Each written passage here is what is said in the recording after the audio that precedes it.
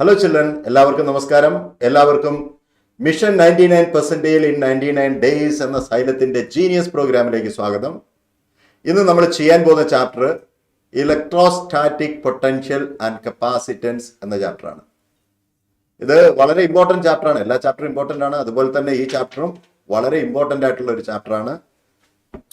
അപ്പൊ ഈ ചാപ്റ്റർ നമ്മൾ ഡീറ്റെയിൽഡ് ആയിട്ട് ഇമ്പോർട്ടൻറ്റ് പ്രോബ്ലംസ് എല്ലാം സോൾവ് ചെയ്ത് നിങ്ങളുടെ ആപ്പിൽ നിങ്ങൾക്ക് അവൈലബിൾ ആക്കിയിട്ടുണ്ട്. അപ്പോൾ ഈ ലൈവിൻ്റെ ഉദ്ദേശം ഈ ചാപ്റ്റർ മുഴുവൻ പഠിപ്പിക്കുക എന്നുള്ളതല്ല, എങ്കിലും ഈ ചാപ്റ്ററിൻ്റെ ഒരു ഔട്ട്ലൈൻ എന്തൊക്കെയാണ് മെയിൻ ആയിട്ടുള്ള ടോപ്പിക്കുകൾ, അതിൽ നിന്ന് ചോദിക്കാൻ സാധ്യതയുള്ള മോസ്റ്റ് പ്രോബബിൾ ആയിട്ടുള്ള ടൈപ്പ് ക്വസ്റ്റ്യൻസ് ഏതൊക്കെയാണ് എന്നൊന്ന് കടന്നു പോവുക. ഒന്ന് ഒരു മണിക്കൂർ കൊണ്ട് ഈ ചാപ്റ്ററിൻ്റെ ഏകദേശം ഇതിൻ്റെ എന്താണ് ഒന്ന് ആത്മാവിനെ തൊട്ടറിയുക എന്നുള്ള ഉദ്ദേശത്തോടു കൂടിയാണ് ഈ ലൈവ് സംഘടിപ്പിച്ചിട്ടുള്ളത്. നിങ്ങൾക്കറിയാം, ഈ ഒരു ലൈവ് കൊണ്ട് ഈ ഒരു ചാപ്റ്റർ കഴിയുന്നില്ല. നിങ്ങൾക്ക് ഈ ചാപ്റ്ററുമായിട്ട് ബന്ധപ്പെട്ട എല്ലാ ഇമ്പോർട്ടന്റ് ക്വസ്റ്റ്യൻസും നിങ്ങൾക്ക് തന്നിട്ടുണ്ട്. നിങ്ങൾക്ക് വർക്കൗട്ട് ചെയ്യാം. ആ ക്വസ്റ്റ്യൻസിന്റെ എല്ലാം വീഡിയോ സൊല്യൂഷനും നിങ്ങൾക്ക് അവൈലബിൾ ആണ്. ഫ്രീ ഓഫ് കോസ്റ്റ് ആണ് Xylem അത് ചെയ്യുന്നത്. അതുകൊണ്ട് നിങ്ങൾക്ക് എല്ലാവർക്കും അത് വേണ്ട രീതിയിൽ വിനിയോഗിക്കാൻ മടിക്കരുത്. അപ്പോ നമുക്കൊരു കാര്യം ചെയ്യാം, നമുക്ക് ചാപ്റ്ററിലേക്ക് കിടക്കാം. സമയം കളയുന്നില്ല ഞാൻ. എല്ലാവരും ലൈവിലെത്തി എന്ന് ഞാൻ വിചാരിക്കുന്നു. ഒന്ന് നോക്കട്ടെ, ചാറ്റ് ഒന്ന് നോക്കട്ടെ. ഓക്കെ, എല്ലാവരും തന്നെ ലൈവിലെത്തിയിട്ടുണ്ട്. നമുക്ക് ഒരു മിനിറ്റ്, ഞാൻ ഇതിന്റെ ചാറ്റ് ഏതൊക്കെയാണ് എങ്ങനെയൊക്കെയാണെന്നൊന്ന് നോക്കിക്കോട്ടെ. ഓക്കെ, അപ്പോ നോക്കൂ, ഈ ചാപ്റ്ററിൽ മെയിൻ ആയിട്ട് നമുക്ക് 3 ടോപ്പിക്കുകളാണുള്ളത്. ഒന്ന് ഇലക്ട്രിക് പൊട്ടൻഷ്യൽ, രണ്ടാമത്തെ ഇലക്ട്രിക് പൊട്ടൻഷ്യൽ എനർജി, മൂന്നാമത്തെ കപ്പാസിറ്ററുമായിട്ട് ബന്ധപ്പെട്ട ടോപ്പിക്. ഒന്നുകൂടെ ഞാൻ പറയാം: electric potential energy and capacitance.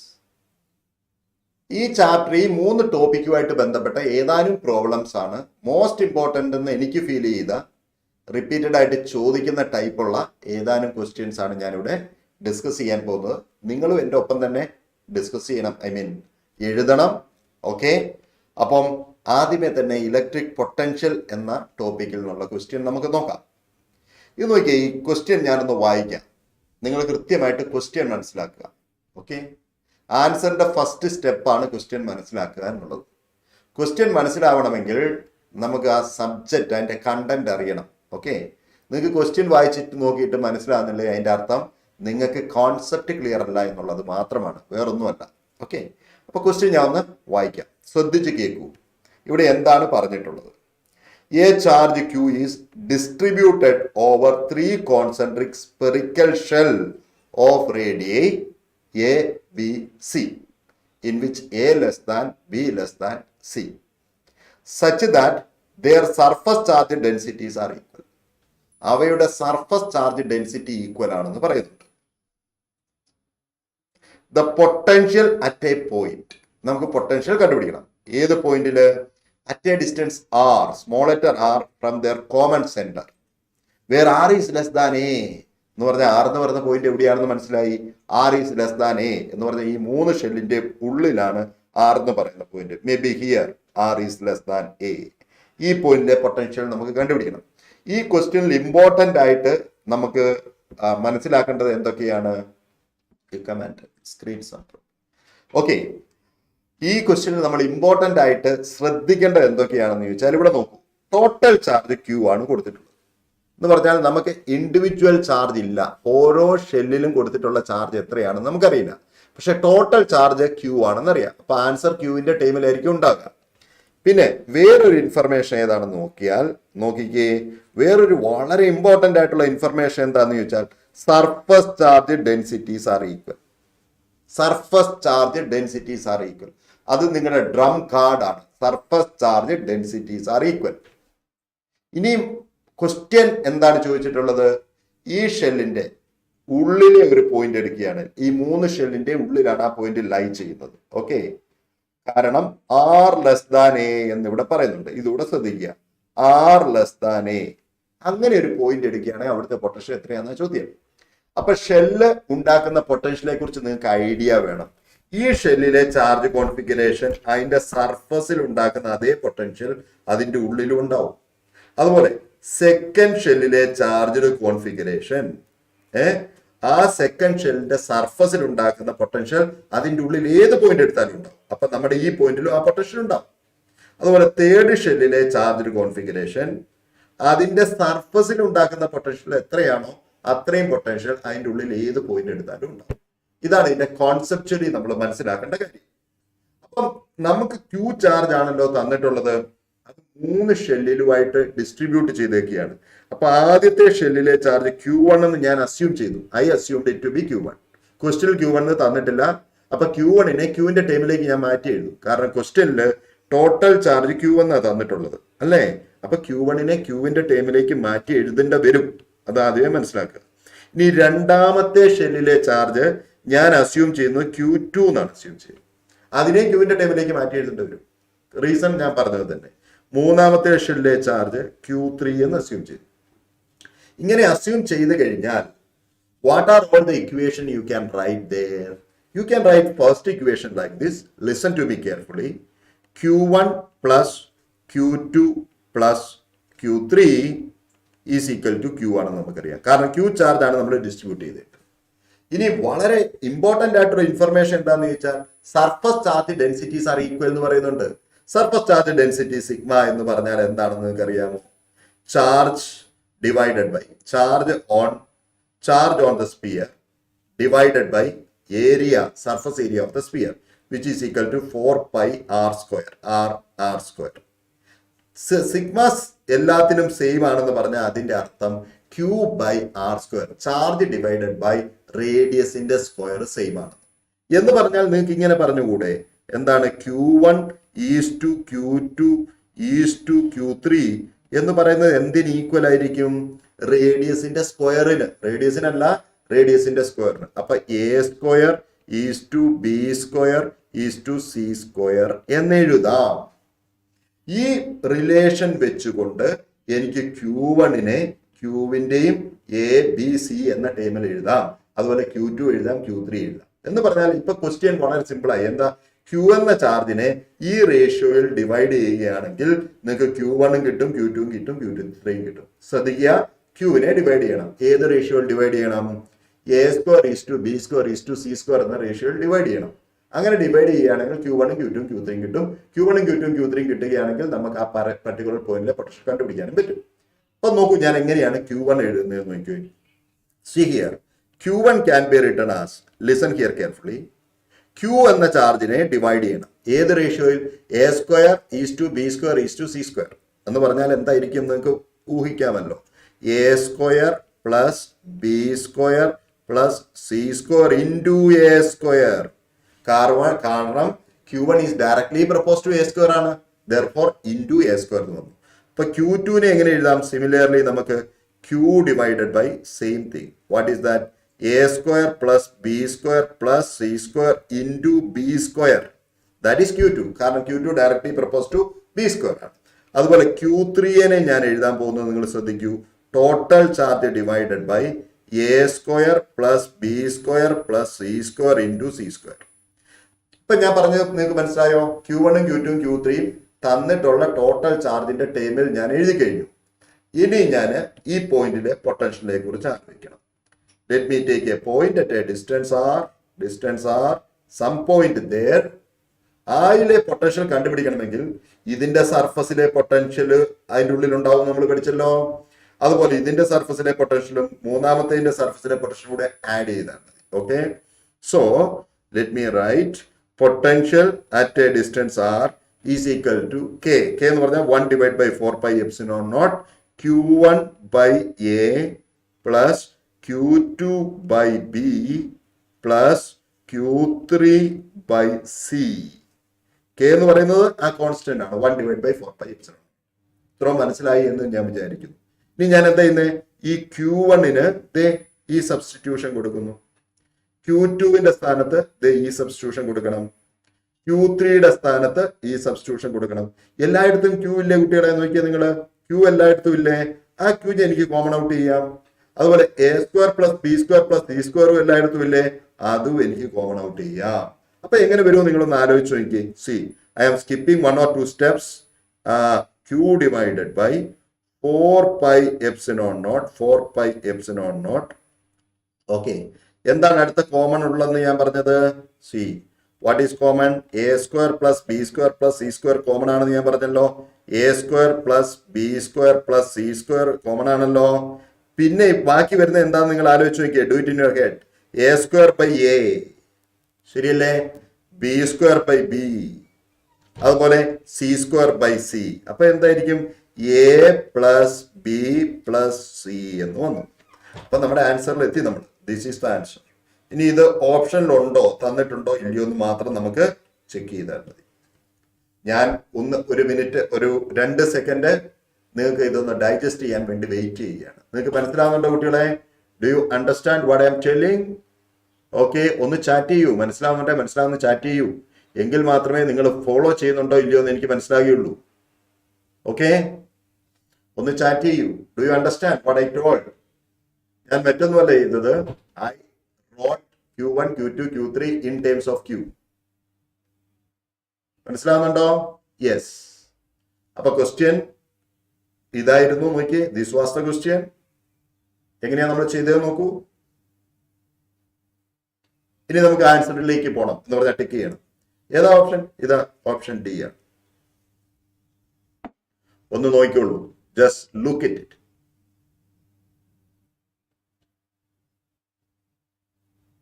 Question മനസ്സിലായി, ആൻസറിൽ നമ്മൾ എത്തി. ഇനി നമ്മൾ എന്ത് ചെയ്യാം? അടുത്ത ക്വസ്റ്റ്യനിലേക്ക് പോവാം. ഗുഡ്. അടുത്ത ക്വസ്റ്റ്യനിലേക്ക് നമുക്ക് പോവാം. ഓക്കെ, അടുത്ത ക്വസ്റ്റ്യൻ നോക്കൂ. ഇതും സാധാരണ ചോദിക്കുന്ന ഒരു ടൈപ്പ് ക്വസ്റ്റ്യൻ. എന്താണെന്ന് ചോദിച്ചാൽ, ഇലക്ട്രിക് ഫീൽഡ് തന്നിട്ട് പൊട്ടൻഷ്യൽ ഡിഫറൻസ് ചോദിക്കും, അല്ലെങ്കിൽ പൊട്ടൻഷ്യലിന്റെ ഫംഗ്ഷൻ തന്നിട്ട് ഇലക്ട്രിക് ഫീൽഡ് ചോദിക്കും. തിരിച്ചും മറിച്ചും ചോദിക്കാൻ സാധ്യതയുണ്ട്. ഇവിടെ എന്താണെന്ന് നോക്കിയേ. The electric field in a region is given by. കണ്ടോ, ഒരു ഇലക്ട്രിക് ഫീൽഡിന്റെ ഒരു ഫംഗ്ഷൻ തന്നിട്ടുണ്ട്. Electric field as a function of x എന്ന് പറഞ്ഞാൽ along x electric field varies. Okay, not only that, electric field is directed along x axis. നോക്കി, ഐയും കാണുന്നുണ്ട്. ഒരു വേരിയബിൾ ഇലക്ട്രിക് ഫീൽഡ് ആണ്, because it's a function of X.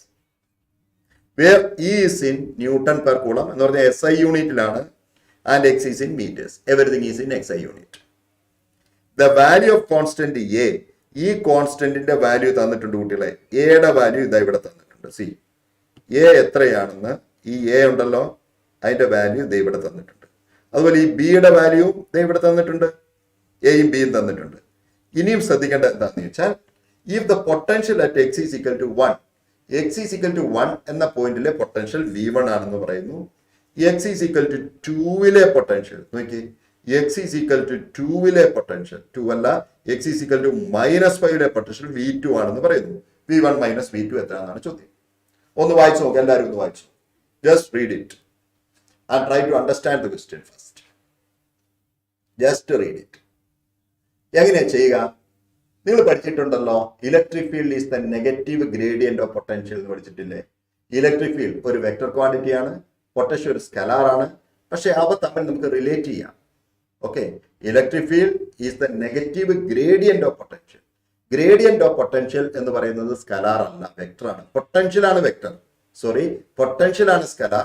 Gradient of potential എന്ന് പറഞ്ഞാൽ vector ആണ് ആക്ച്വലി. അത് നിങ്ങൾ കൂടുതൽ സ്റ്റഡീസ് ഡിഗ്രി ഒക്കെ പഠിക്കുകയാണെങ്കിൽ അപ്പം മനസ്സിലാവും, അല്ലെങ്കിൽ എഞ്ചിനീയറിംഗ് ഫീൽഡിലൊക്കെ നിങ്ങൾ പോകുന്നെങ്കിൽ എന്താണ് ഗ്രേഡിയന്റ് ഓഫ് പൊട്ടൻഷ്യൽ എന്ന് അപ്പോൾ നിങ്ങൾക്ക് മനസ്സിലാവും. അപ്പം നിങ്ങൾ ഈ ഇക്വേഷൻ നിങ്ങൾക്ക് വളരെ ഫെമിലിയർ ആയിട്ടുള്ള ഇക്വേഷനാണ്. ഏതാണെന്ന് നിങ്ങൾക്ക് അറിയാമോ? Electric field is negative gradient dV by dx എന്ന് ഞാൻ എഴുതുക. dx ഇവിടെ dx എന്ന് എഴുതാൻ കാരണം സാധാരണ നമ്മൾ -dV by dr എന്ന് എഴുതുക. dr when V is a function of x, y, z ആണെങ്കിൽ നമ്മൾ dV by dr എന്ന് എഴുതും. പാർഷ്യൽ ഡെറിവേറ്റീവ് എടുക്കും, അന്ന് dx, y, z കണ്ടുപിടിക്കും. അങ്ങനെ ചെയ്യുക. പക്ഷെ ഇവിടെ അത്ര കഷ്ടപ്പാടില്ല നമുക്ക്. എന്തുകൊണ്ടാണെന്ന് ചോദിച്ചാൽ, electric field is A function of x alone. Electric field doesn't vary with the y and z. Okay, therefore you can write E is equal to -dV by dx. പക്ഷെ ഇവിടെ ഇലക്ട്രിക് ഫീൽഡ് തന്നിട്ടുണ്ട്, potential difference ആണ് നമ്മളോട് ചോദിച്ചിട്ടുള്ളത്. അപ്പൊ നമ്മൾ നേരെ dV is equal to -EdX എന്ന് എഴുതുക. EdX എന്താണ് ഈ E എന്ന് നിങ്ങൾക്ക് അറിയാമല്ലോ. What is E? ഇവിടെ തന്നിട്ടുണ്ട്, ഇതാ AX + BY. അത് ഞാനൊന്ന് എഴുതാം. E എത്രയാണെന്ന് ഈ സൈഡിൽ ഒന്ന് എഴുതി വെക്കാം. See, electric field is equal to given as AX. A എന്ന് പറഞ്ഞാൽ 20 എന്ന് പറയുന്നുണ്ട്. അപ്പൊ 20x പ്ലസ് B എന്ന് പറഞ്ഞാൽ 10 ആണ്. ഇതാണ് electric field. See that is given. ഇനി ആ ഫംഗ്ഷനെ ഇവിടെ എഴുതി ഞാൻ ഇന്റഗ്രേറ്റ് ചെയ്യാൻ പോവുകയാണ്. See dV is equal to minus 20x plus 10 dx രണ്ട് സൈഡും ഇന്റഗ്രേറ്റ് ചെയ്യുക വിത്ത് പ്രോപ്പർ ലിമിറ്റ്. ക്വസ്റ്റ്യൻ നോക്കിയാൽ ലിമിറ്റ് എന്താണെന്ന് മനസ്സിലാവും. എന്താണ് ഇവിടെ എക്സ് 1 ആകുമ്പോഴത്തെ when x is equal to 1, potential at that point is V1. That is given in your question. When x is equal to minus 5, potential at that point is V2. That also is given. The simple integral അല്ലേ, ഇത് ഞാൻ ചെയ്യേണ്ട കാര്യം പോലുമില്ല. V1 V2 minus V1 എന്ന് വന്നു. ഇത് simple integral ആണ്. ഹിയർ V2 minus V1 എന്ന് വന്നു. That is equal to minus 10x square plus 10x with the limit. What is the limit? Limit is 1 to minus 5. ഇത് ചെയ്യുമ്പോൾ നിങ്ങൾക്ക് മൈനസ് 180 എന്ന് കിട്ടും. ലിമിറ്റ് അപ്ലൈ ചെയ്യുമ്പോൾ നിങ്ങൾക്ക് മൈനസ് 180 എന്ന് കിട്ടും. You do it in A head. അല്ലെങ്കിൽ തന്നെ 150 മൈനസ് 50 250 മൈനസ് 180 എന്ന് കിട്ടും. നമുക്ക് പക്ഷേ V2 മൈനസ് V1 അല്ല വേണ്ടത്. അത് ആദ്യമേ മനസ്സിലാക്കുക. നമുക്ക് വേണ്ടത് V1 മൈനസ് V2 ആണ്. ഓക്കെ, V1 മൈനസ് V2 എന്ന് പറയുന്നത് പ്ലസ് 180 ആയിരിക്കും. Plus 180. Therefore the answer is plus 180. വളരെ സിമ്പിൾ ആയിട്ട് 1-2 സ്റ്റെപ്പിൽ ആൻസറിൽ എത്താൻ പറ്റുന്ന ടൈപ്പ് പ്രോബ്ലം ആണ്. സാധാരണ ചോദിക്കാറുള്ള ഒരു ടൈപ്പാണിത്. സിമ്പിൾ ആയിട്ട് നിങ്ങൾക്ക് ആൻസറിൽ എത്താൻ പറ്റും. Only E is the negative gradient of potential. That's what you have to keep it in your mind. Electric field is the negative gradient of potential. That's what it is written here. Electric field is the negative gradient of potential. Negative gradient of potential. എന്ന് പറഞ്ഞാൽ electric ഫീൽഡും പൊട്ടൻഷ്യലും intimately connected ആണ്. ഒരു function തരികയാണെങ്കിൽ electric ഫീൽഡിന്റെ ഫംഗ്ഷനാണ് തരുന്നതെങ്കിൽ നമുക്ക് potential difference കണ്ടെത്താം. അതുപോലെ പൊട്ടൻഷ്യലിന്റെ ഫംഗ്ഷൻ തരികയാണെങ്കിൽ ഇലക്ട്രിക് ഫീൽഡിന്റെ എല്ലാ കമ്പോണന്റും നമുക്ക് കണ്ടെത്താം. EX, EY, EZ partial derivatives എടുത്താൽ മതി. നിങ്ങൾക്ക് അറിയാവുന്ന കാര്യമാണ്. അടുത്ത ക്വസ്റ്റ്യനിലേക്ക് നമുക്ക് പോവാം. നോക്കൂ, അടുത്ത ക്വസ്റ്റ്യൻ നോക്കി. Third question.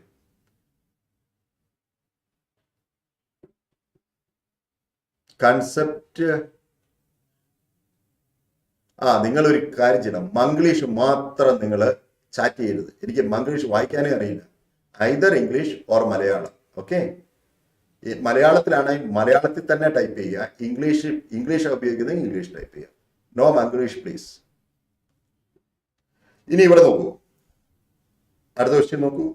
2 isolated conducting spheres S1 S2 of radius. നോക്കൂ, 2/3 R and 1/3 R. രണ്ടിന്റെ റേഡിയസ് R1 ഉം R2 ഉം തന്നു നമുക്ക്. ഇത് R1 എന്ന് വിളിച്ചു, ഇത് R2 എന്ന് വിളിച്ചു. Children, call it R1 if you like.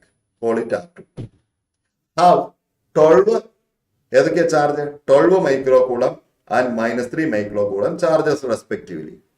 And are at a large distance from each other. തുടക്കത്തിൽ അവ large ഡിസ്റ്റൻസിലായിരുന്നു. They are now connected by conducting wire. Note this point. They are connected by conducting wire. അത് രണ്ടും കൂടെ നമ്മൾ conducting wire വെച്ചിട്ട് ഇങ്ങനെ connect ചെയ്തു. C, അപ്പൊ എന്ത് സംഭവിക്കും? ഹയർ പൊട്ടൻഷ്യൽ ഉള്ള സ്പിയറിൽ നിന്ന് ലോവർ പൊട്ടൻഷ്യൽ ഉള്ള സ്പിയറിലേക്ക് ചാർജ് ഫ്ലോ ചെയ്യും. Till the potential becomes equal. Till both of them have same potential. That's what is going to happen. Okay. Long time after എന്ന് പറഞ്ഞ ഇക്വിലിബ്രിയം എസ്റ്റാബ്ലിഷ് ചെയ്തതിന് ശേഷം. Shelin sir, hi. Thank you for coming to live. Then look here. A long time after this is done, the charge on S1 and S2. ഇത് ചെയ്തതിന് ശേഷം കുറേ സമയം wait ചെയ്യുക. എന്ന് പറഞ്ഞാൽ equilibrium is established. Charge flow നിലച്ചു. അപ്പോൾ ഇതിലെ രണ്ടിലെയും ചാർജ് എത്ര? തുടക്കത്തിലെ ചാർജ് നമുക്കറിയാം. ഇത് ലിറ്റിൽ Q1 ആണെന്ന് വിചാരിച്ചു. That is 12. ഇത് Q2, little Q2, that is minus how much? -3.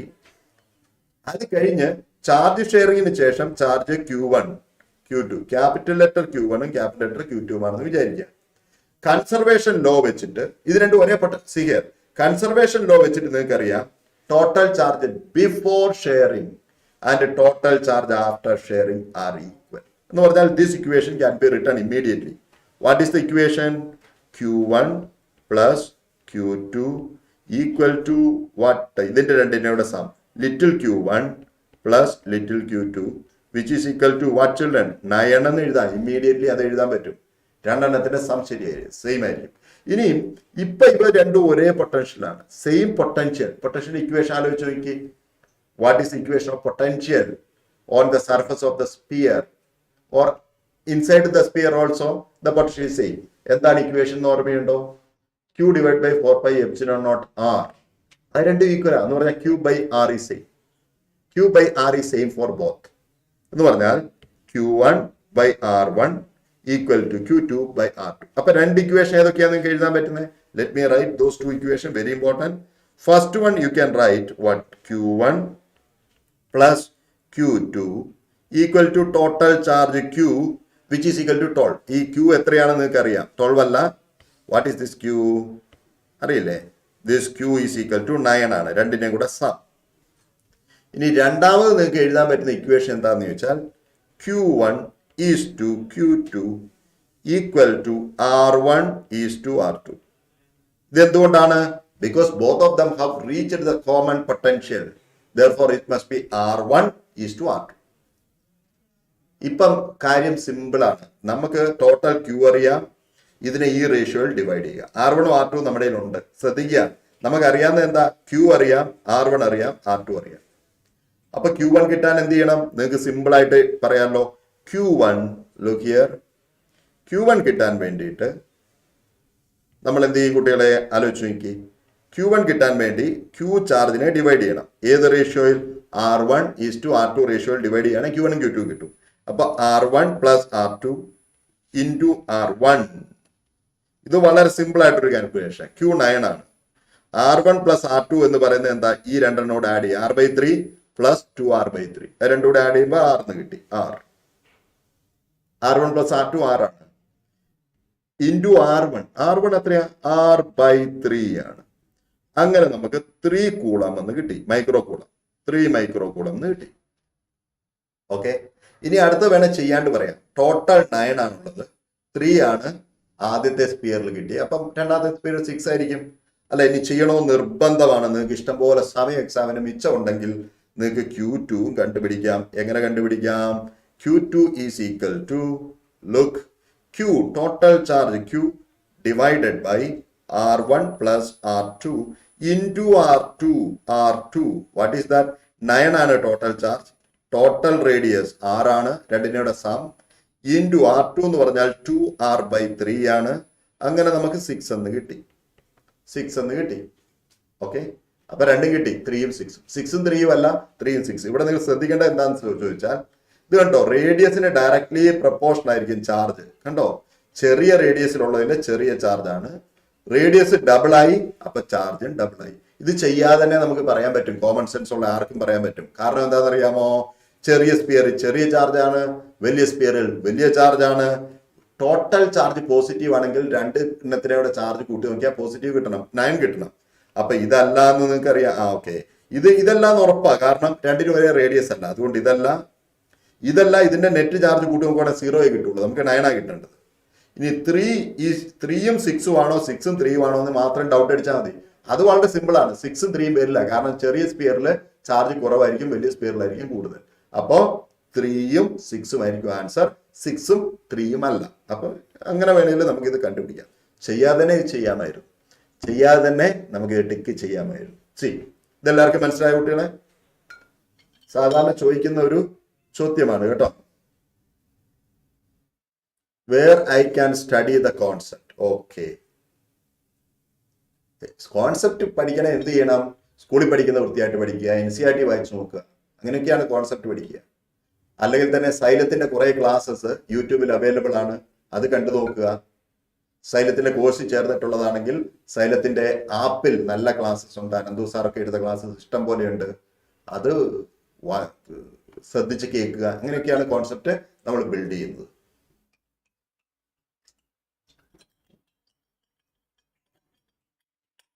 അടുത്ത ക്വസ്റ്റ്യൻ നോക്കിയ കുട്ടികളെ, ലുക്ക്. ഇനി ഇലക്ട്രിക് പൊട്ടൻഷ്യൽ എനർജിയെ കുറിച്ചാണ് നമ്മൾ കുറച്ച് പ്രോബ്ലം ചെയ്യുന്നത്. ഇപ്പൊ 3 പ്രോബ്ലം നമ്മൾ ചെയ്ത് ഇലക്ട്രിക് പൊട്ടൻഷ്യലുമായിട്ട് ബന്ധപ്പെട്ടതാണ്. ഇനി പൊട്ടൻഷ്യൽ എനർജി നോക്കിയ കുട്ടികളെ, സി ഇതൊരു വെറൈറ്റി പ്രോബ്ലം ആണ്. നോക്കൂ, A positive point charge is released from rest at a distance r0. കണ്ടോ, ഇവിടുന്ന് ഒരു പോസിറ്റീവ് ചാർജിനെ റിലീസ് ചെയ്തു. റിലീസ് ഫ്രം റെസ്റ്റ് എന്നാണ്. Okay, from A positive line charge with uniform density. This is A line charge distribution children. ഈ line charge ഉണ്ടാക്കുന്ന electric ഫീൽഡിന്റെ equation നിങ്ങൾക്ക് അറിഞ്ഞിരിക്കണം. Okay, the speed v of the point charge as a function of instantaneous distance r from the charge is proportional to. നമുക്ക് വേണ്ടത് എന്താണ്? Speed. ഇതിന്റെ speed കണ്ടുപിടിക്കണം. എപ്പോ? when it is at a distance, arbitrary distance r ആകുമ്പോൾ ഇതിന്റെ speed എത്ര എന്നാണ് നമുക്ക് കണ്ടുപിടിക്കേണ്ടത്. അതിന്റെ സ്പീഡ് v ആണെന്ന് കരുതുക. അപ്പൊ എനിക്കിത് കണ്ടുപിടിക്കാൻ വേണ്ടി ഞാൻ വർക്ക് എനർജി തിയറം അപ്ലൈ ചെയ്യും. എന്താ? Change in kinetic energy is the work done by the field. ഇവിടെ വർക്ക് ചെയ്യുന്ന ഇലക്ട്രിക് ഫീൽഡ് മാത്രമേ ഉള്ളൂ. ആരുണ്ടാക്കുന്ന ഇലക്ട്രിക് ഫീൽഡ്?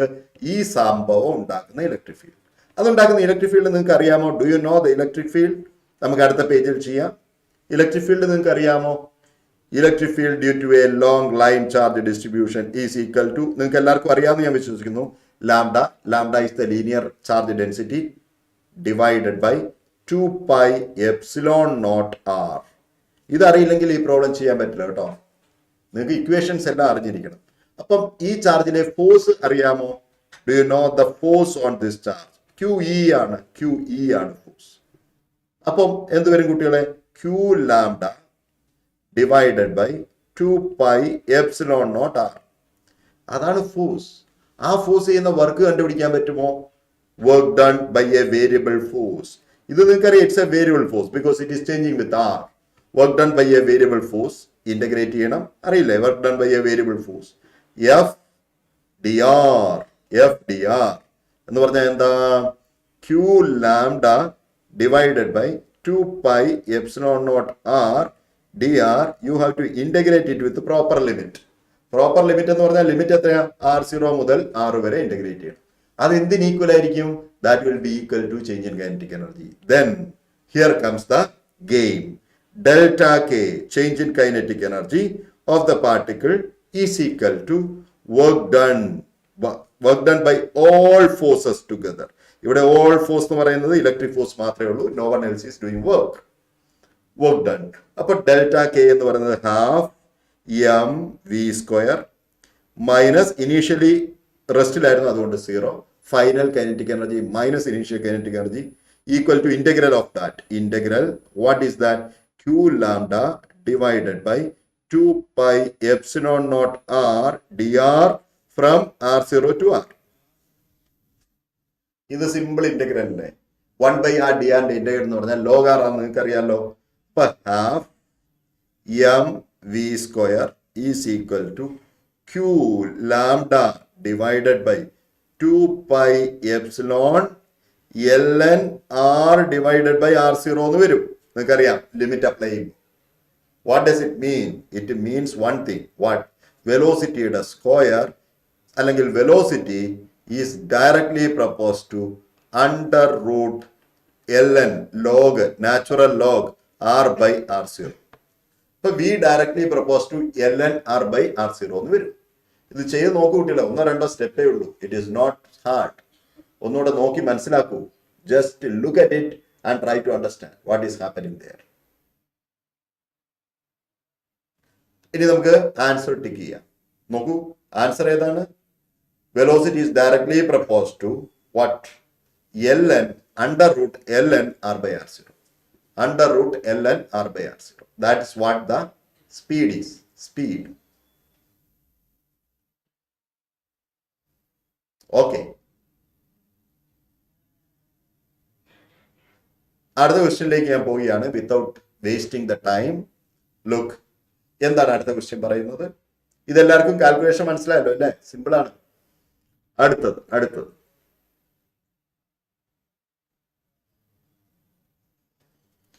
അടുത്ത നോക്കി. A solid sphere of radius r carries a charge capital letter Q distributed uniformly all over its volume. Okay, ഈ charge ഉണ്ടല്ലോ കുട്ടികളെ, all over its volume it is distributed, all over its volume. Okay, a very small piece like point charge of mass m gets discharged from the bottom of the sphere and falls down vertically under gravity. ഇവിടുന്ന് ഒരു small Q charge, ഒരു point charge താഴേക്ക് fall ചെയ്യാണ് under gravity. This piece carries a charge Q. അപ്പൊ രണ്ട് charge നിങ്ങളുടെ കയ്യിലുണ്ട്. സ്പിയറിൽ ഡിസ്ട്രിബ്യൂട്ട് ചെയ്തിട്ടുള്ള ചാർജ് ക്യൂ, പിന്നെ താഴേക്ക് വീഴുന്ന charge small letter Q. See, these are the two charges. It acquires a speed V. അതിന് സ്പീഡ് വി കിട്ടി എപ്പോഴാ? when it has fallen through a vertical height y. y vertical ഹൈറ്റിൽ കൂടെ അത് താഴേക്ക് ഫാൾ ചെയ്തപ്പോൾ അതിന് v സ്പീഡ് കിട്ടി എങ്കിൽ then v സ്ക്വയർ എത്രയാണെന്ന ചോദ്യം. കുട്ടികളെ, ഇവിടെ നമുക്ക് വർക്ക് എനർജി തിയറം അപ്ലൈ ചെയ്യാം. Okay, no problem. അതിലും എളുപ്പം വർക്ക് എനർജി തിയറത്തിന്റെ ഒരു സ്പെഷ്യൽ കേസ് ആണ് law of conservation of energy. When work is done only by conservative force, mechanical energy is conserved. Once again I repeat, when work is done only by conservative force, mechanical energy is conserved. ഇവിടെ ഏതൊക്കെ force ആയി ചാർജിൽ act ചെയ്യുന്നത്? ഒന്ന്, gravity act ചെയ്യുന്നുണ്ട്. ഈ താഴേക്ക് വീഴുന്ന ചാർജിന്റെ കാര്യമാണ് ഞാൻ പറയുന്നത്. Gravity is a conservative force, no doubt at all. And electric field, electric force due to this sphere, ഈ സ്പിയർ എക്സേർട്ട് ചെയ്യുന്ന ഇലക്ട്രിക് ഫോഴ്സ് ഉണ്ടല്ലോ കുട്ടികളെ, that also is doing work, that also is conservative. അങ്ങനെ conservative force അല്ലാതെ വേറൊരു ഫോഴ്സും ഇല്ല. അപ്പൊ നമുക്ക് എന്ത് അപ്ലൈ ചെയ്യാം? Conservation of energy, mechanical energy, total mechanical energy എന്ന് പറഞ്ഞാൽ ഈ പോയിന്റിൽ ഉള്ളപ്പോ ഈ ചാർജിന്റെ ടോട്ടൽ എനർജി ഈ y ഡിസ്റ്റൻസ് ട്രാവൽ ചെയ്ത് എത്തുമ്പോൾ അതിന്റെ ടോട്ടൽ എനർജി സെയിം ആയിരിക്കണം. ഓക്കെ, മനസ്സിലായോ? when it has reached a distance y, its total energy must be equal to the total energy it possessed initially. ഈ രണ്ട് പോയിലെ എനർജി ഞാൻ ഇക്വേറ്റ് ചെയ്യുകയാണ്. ശ്രദ്ധിച്ചു നോക്കുക, it is little difficult.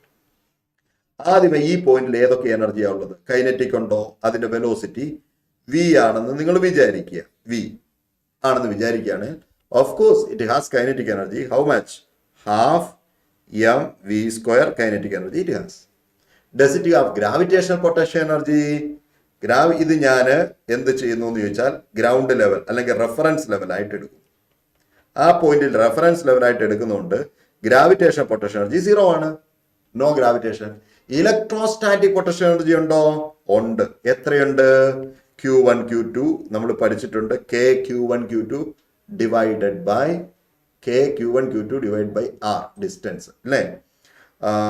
K Q1 Q2 divided by R എന്ന് പറഞ്ഞാൽ let me right Q1 Q2 എന്ന് പറഞ്ഞാൽ QQ divided by 4 pi epsilon naught what.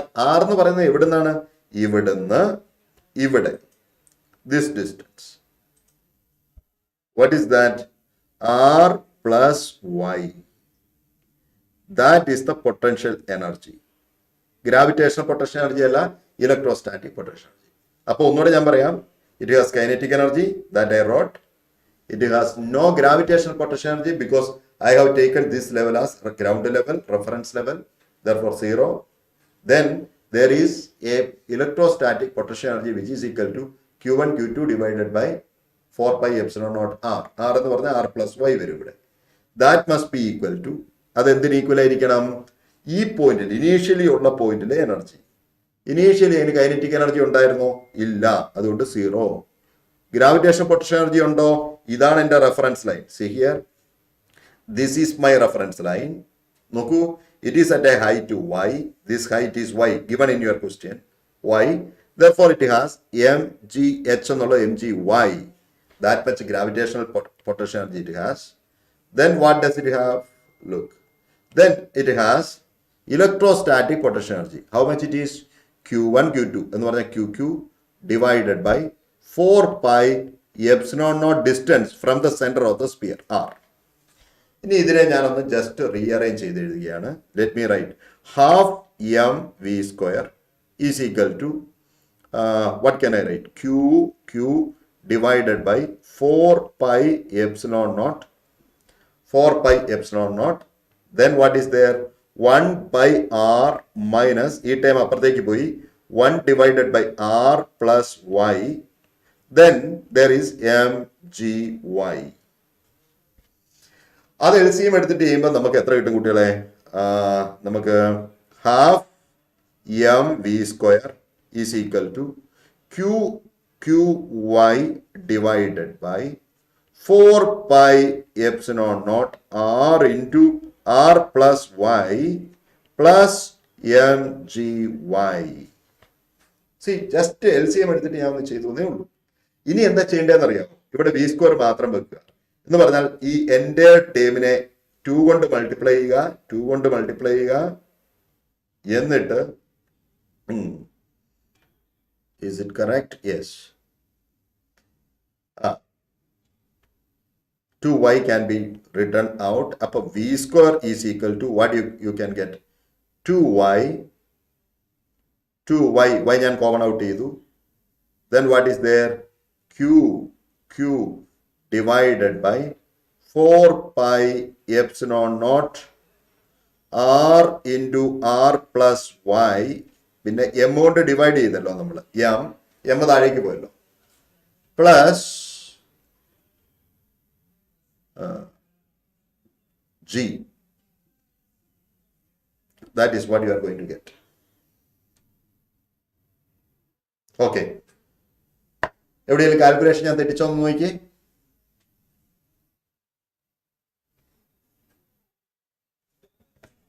അങ്ങനെ ഒരു ആൻസർ ഉണ്ടോ എന്ന് നോക്കി. അങ്ങനെ ഒരു ആൻസർ നമുക്ക് കിട്ടുന്നുണ്ടോ എന്ന് നോക്കാം.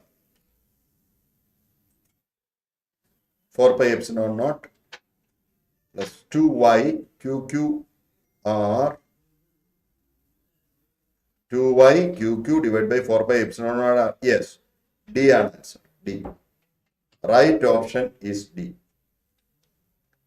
ഒന്നുമില്ല, law of conservation of energy ഞാൻ അപ്ലൈ ചെയ്തു. അപ്ലൈ ചെയ്യുമ്പോൾ ശ്രദ്ധിക്കേണ്ടത് എന്താണെന്ന് ചോദിച്ചാൽ, 2 പൊട്ടൻഷ്യൽ എനർജി ഉണ്ട്. ഒന്ന് ഗ്രാവിറ്റേഷൻ പൊട്ടൻഷ്യൽ എനർജി, ഒന്ന് ഇലക്ട്രോസ്റ്റാറ്റിക് പൊട്ടൻഷ്യൽ എനർജി. നോക്കൂ, ഞാൻ ചെയ്ത് നോക്കൂ. Look at how I did. Just energy conservation.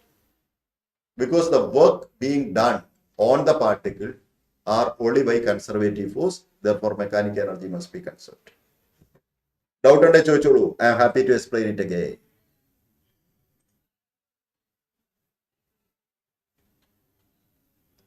അടുത്തതിലേക്ക് നമുക്ക് പോവാം. Shall we go to the next one?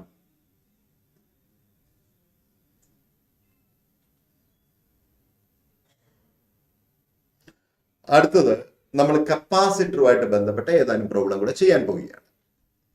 Problem based on capacitor. ഇവിടെ നോക്കിയ കുട്ടികളെ, calculate the amount of charge on the capacitor 4 microfarad. ഇതിലെ ചാർജ് അറിയണം. അതിലെ ചാർജ് അറിയണമെങ്കിൽ അതിന്റെ അക്രോസ് ഉള്ള പൊട്ടൻഷ്യൽ ഡിഫറൻസ് അറിയണം. കാരണം Q is equal to CV എന്നല്ലേ നമ്മൾ പഠിച്ചിട്ടുള്ളത്. C is given here. 4 microfarad എന്ന് തന്നിട്ടുണ്ട്. ഇതിന്റെ അക്രോസ് ഉള്ള പൊട്ടൻഷ്യൽ അറിയണം, അതിലെ ചാർജ് അറിയണമെങ്കിൽ. The internal resistance of the battery is internal. കണ്ടോ, ഈ ബാറ്ററിയിൽ ഇന്റേണൽ റെസിസ്റ്റൻസ് ഉണ്ടെന്നാണ് പറയുന്നത്. എന്ന് പറഞ്ഞാൽ ഈ ബാറ്ററിയുടെ ഒപ്പം നിങ്ങൾ റെസിസ്റ്റൻസ് കൂടെ കാണിക്കണം. ക്വസ്റ്റ്യനിൽ അത് കാണിച്ചിട്ടില്ല, പക്ഷെ ക്വസ്റ്റ്യനിൽ പറയുന്നുണ്ട് it has internal resistance. Therefore what, ഇങ്ങനെ ഒരു സ്മോൾ ലെറ്റർ ആറും ഇതിന്റെ ഒരു ഭാഗമാണെന്ന് നിങ്ങൾ മനസ്സിലാക്കുക. ഇനി ശ്രദ്ധിച്ച് കേൾക്കണേ. ഈ കപ്പാസിറ്റർ കംപ്ലീറ്റ്ലി ചാർജ് ആയി കഴിഞ്ഞാൽ ഈ സർക്യൂട്ടിൽ കൂടെ, ഈ ഭാഗത്തിൽ കൂടെ കറണ്ട് ഫ്ലോ ചെയ്യില്ല. Current will be zero through this part. എപ്പോ? When the capacitor is completely charged. എന്ന് പറഞ്ഞാൽ ഈ കപ്പാസിറ്ററും ഈ 2 കപ്പാസിറ്ററും കംപ്ലീറ്റ്ലി ചാർജ് ആയി കഴിഞ്ഞാൽ സ്റ്റഡി സ്റ്റേറ്റിൽ no charge will be flowing or no current will be flowing through this part. അപ്പൊ കറണ്ട് എതിലെയായിരിക്കും കുട്ടികളെ? കറണ്ട് ഇവിടുന്ന് സ്റ്റാർട്ട് ചെയ്ത് ഇങ്ങനെ ഫ്ലോ ചെയ്തുകൊണ്ടിരിക്കും സ്റ്റഡി സ്റ്റേറ്റ്. ആ കറണ്ട് എത്രയാണെന്ന് ഞാൻ ഒന്ന് കണ്ടുപിടിക്കാൻ പോവുക. Let me find what that current is. That current take this path at steady state. Initially capacitor കൂടെ കറണ്ട് ഉണ്ടാകും കേട്ടോ. ബട്ട് ഫൈനലി സ്റ്റഡി സ്റ്റേറ്റിലെ കാര്യമാണ് ഞാൻ പറയുന്നത്. Let me find what that current is. Okay, what is that current children? That current is equal to, okay, potential difference 5 ആണ്, 5, ബാറ്ററിയുടെ EMF 5 ആണ്. ടോട്ടൽ റെസിസ്റ്റൻസ് ഇവിടെ ഒരു 4 ohm ഉണ്ട്. ഈ സർക്യൂട്ടിലെ ടോട്ടൽ റെസിസ്റ്റൻസ് ആണ് നമുക്ക് വേണ്ടത്.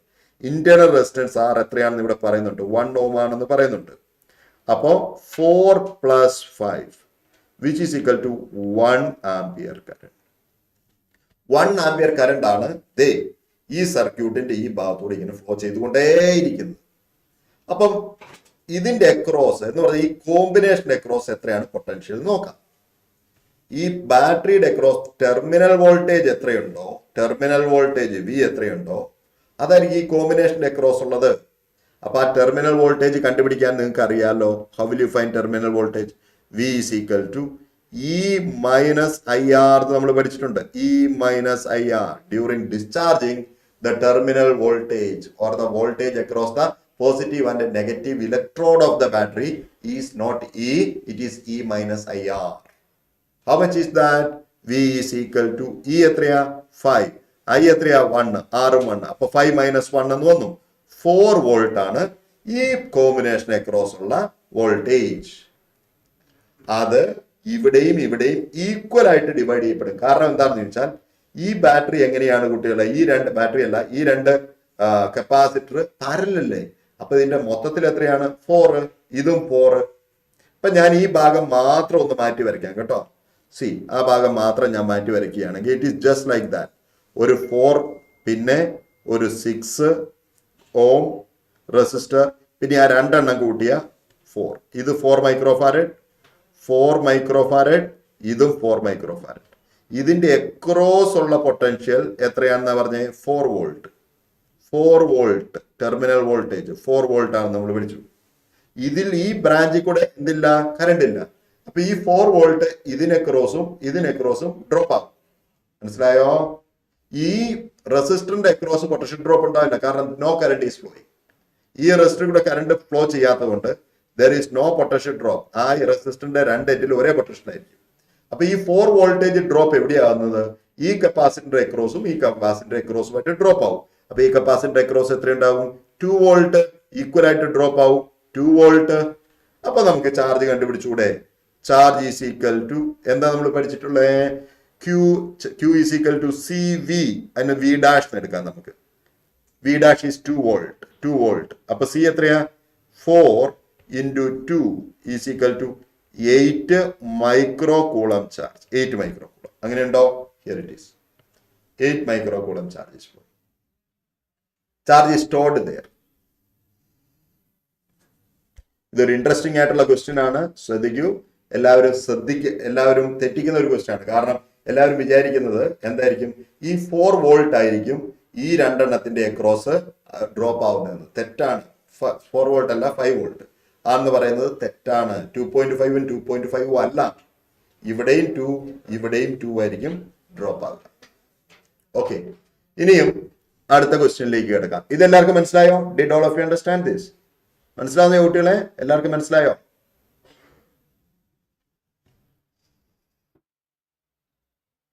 ആരും റെസ്പോണ്ട് ചെയ്യുന്നില്ലല്ലോ, എന്ത് പറ്റി? മനസ്സിലാവുന്നില്ലേ?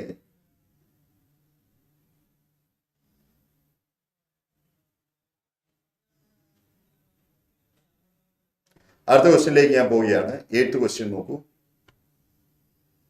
8th ക്വസ്റ്റ്യൻ ശ്രദ്ധിക്കൂ. A parallel plate capacitor with plate area A has separation D between the plate. The two dielectric slab of dielectric constant K1, K2 of same area A/2 and thickness D/2 inserted in space between the plate. The capacitance of the capacitor will be. Okay. ഇതൊന്നും വെക്കുന്നതിന് മുമ്പ് air capacitor ആയപ്പോഴത്തെ ഇതിന്റെ capacitance എത്ര എന്ന് പറഞ്ഞാൽ K1 K2 വെച്ചിട്ടില്ല എന്ന് വിചാരിക്കുക. വെക്കുന്നതിന് മുമ്പത്തെ കാര്യം പറയൂ. What will be the capacitance? Okay, let us see.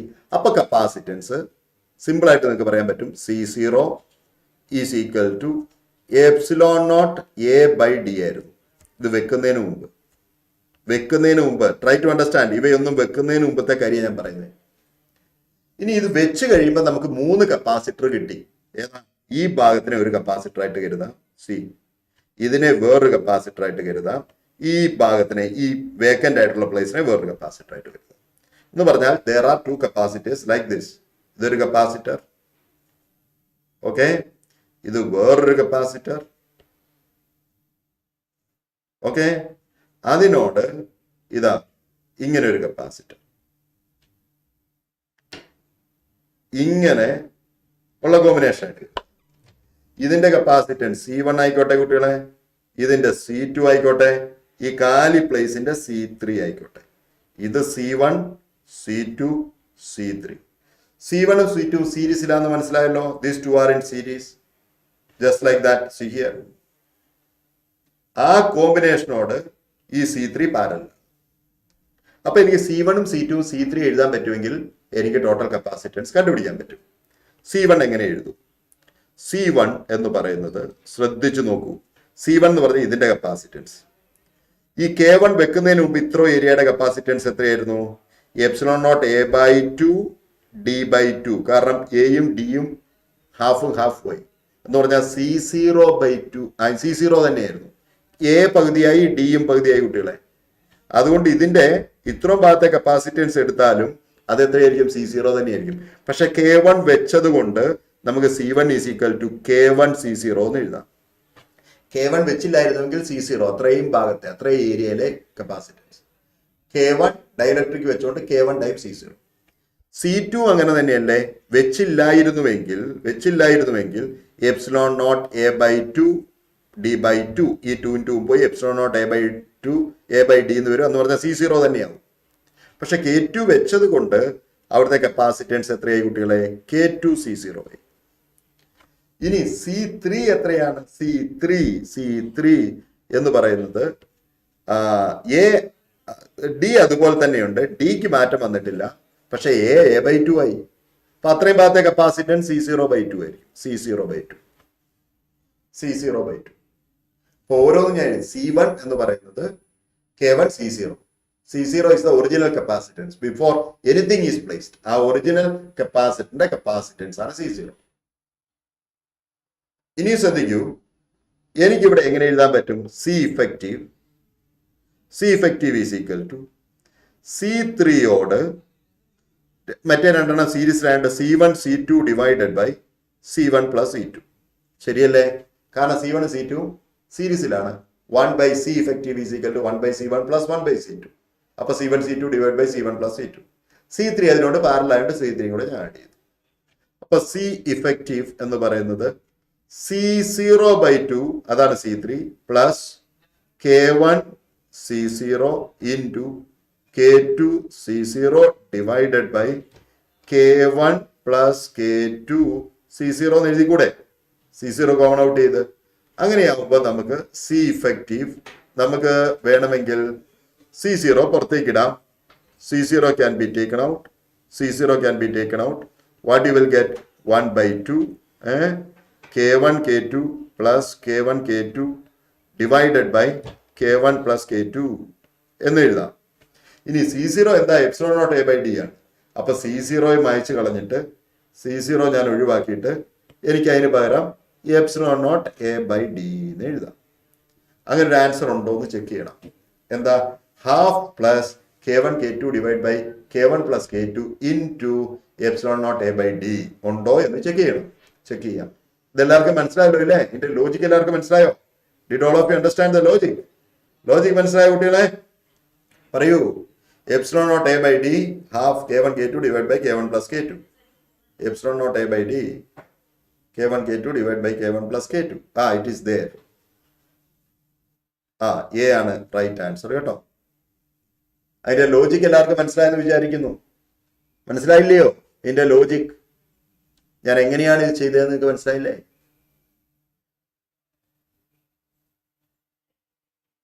ഞാൻ അതിനെ 3 സെപ്പറേറ്റ് കപ്പാസിറ്റർ ആയിട്ട് കരുതിയിട്ട് 3ന്റെ ഇൻഡിവിജ്വലി കപ്പാസിറ്റൻസ് ഞാൻ കണ്ടുപിടിച്ചു in terms of original capacitance of the original capacitor. ഈ സാധനം ഒന്നും വെക്കുന്നതിന് മുമ്പ് അതിന്റെ കപ്പാസിറ്റൻസ് C0 ആയിരുന്നു, which is epsilon naught A by D.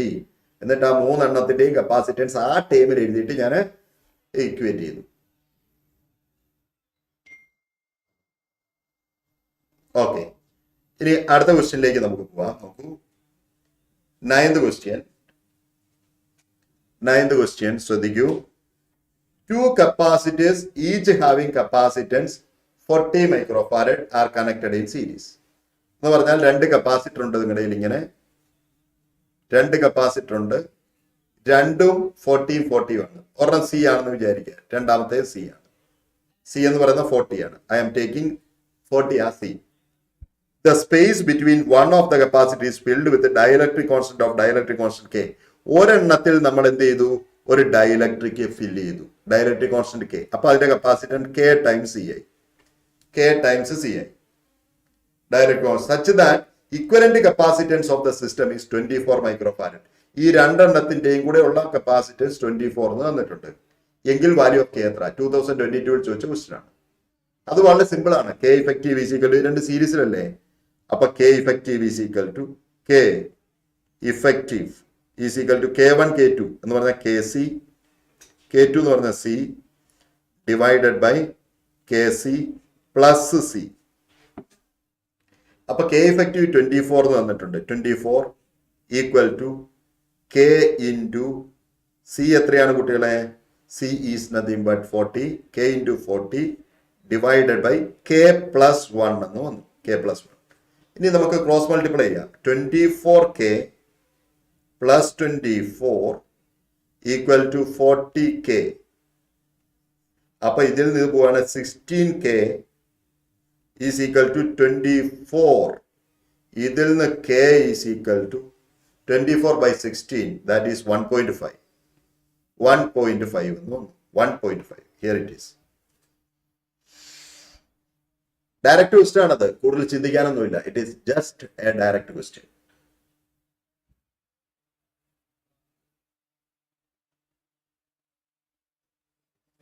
ഇനി ഒരു ക്വസ്റ്റ്യൻ കൂടെ ചെയ്തിട്ട് നമ്മൾ അവസാനിപ്പിക്കുകയാണ്. Look here, what is that? A capacitor. ഒന്ന് വായിച്ചേ നിങ്ങൾ. You read yours.